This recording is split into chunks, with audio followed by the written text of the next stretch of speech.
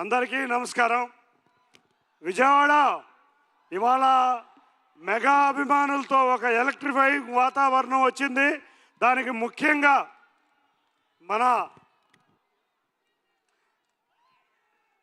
మన రామ్ చరణ్ గారికి విజయవాడ ఈ కార్యక్రమాన్ని తీసుకొచ్చి మనకు ఆనందం పంచినందుకు ఈ విజయవాడ నగర ప్రజల తరపున ధన్యవాదాలు తెలుపుకుంటున్నాం సార్. నిజంగా విజయవాడ అంటే ఎప్పుడు కూడా ఒక సినిమా రాజధాని. ఎన్నో శత దినోత్సవ వేడుకలు జరిగినాయి, ఎన్నో సిల్వర్ జూబ్లీలు జరిగినాయి.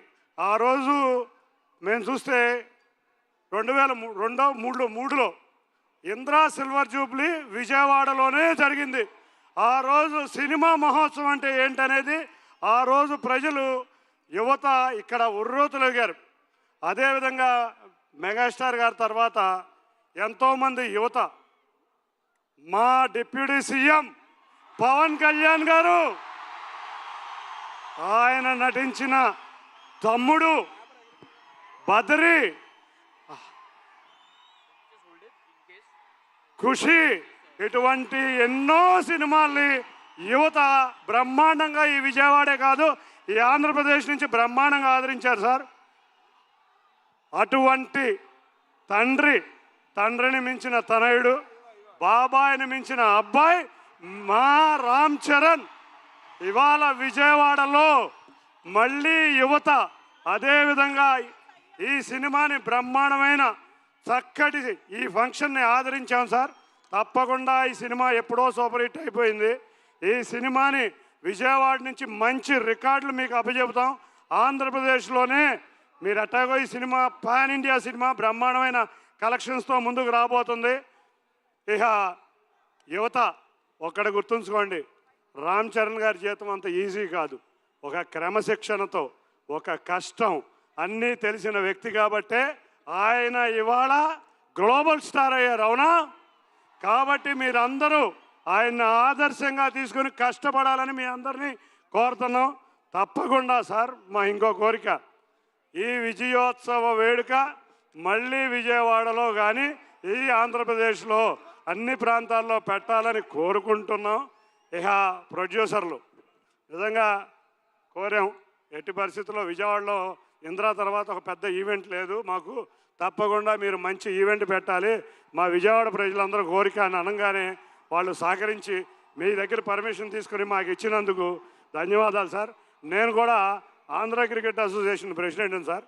మీ సినిమాలో మీ బ్యాటింగ్ బ్రహ్మాండంగా ఉంది. మీ షాట్ని మేము ఏసీఏలో కాపుకి కట్టుకున్నాం సార్. ఆ షాటు రేపు మాకు ఏపీఎల్ స్టార్ట్ అవుతుంది 9వ తారీఖు నుంచి 30వ తారీఖు దాకా. ఆ షాటును మేము ప్రతి స్టేడియంలోనూ చూపించబోతున్నాం.